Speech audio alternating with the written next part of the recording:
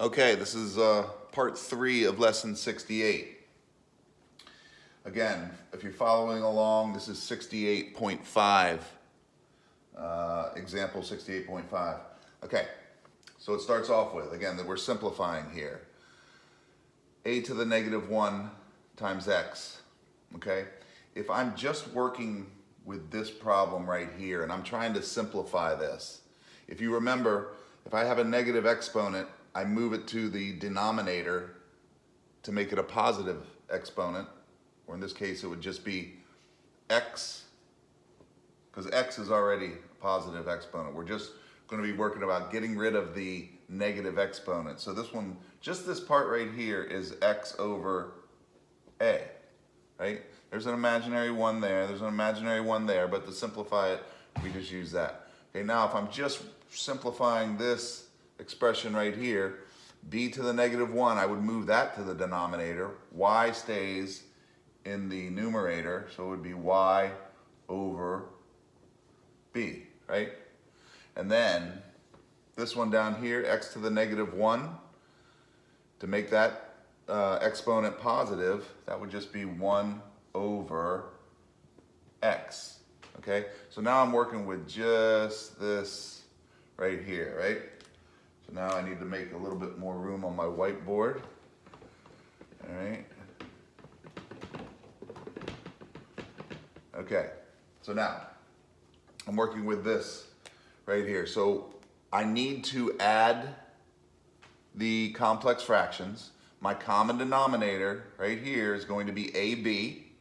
Whatever I multiply the denominator by to get my common denominator, I have to multiply the numerator by. So I'm going to simplify this, and this one is going to be XB over AB plus YA over AB, right?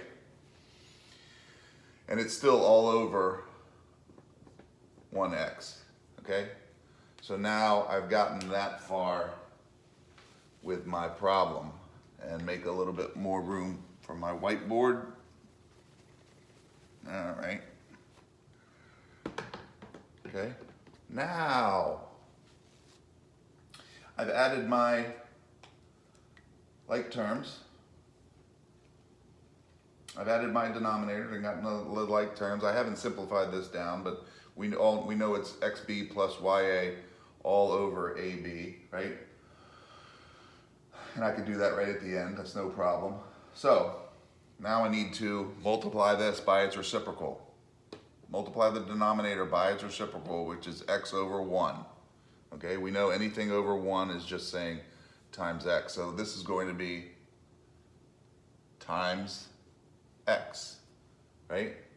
So I have x times, let's just do it over here, x times xb plus ya, right? And this is all going to be over AB,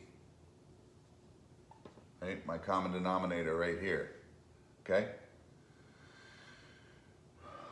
Right.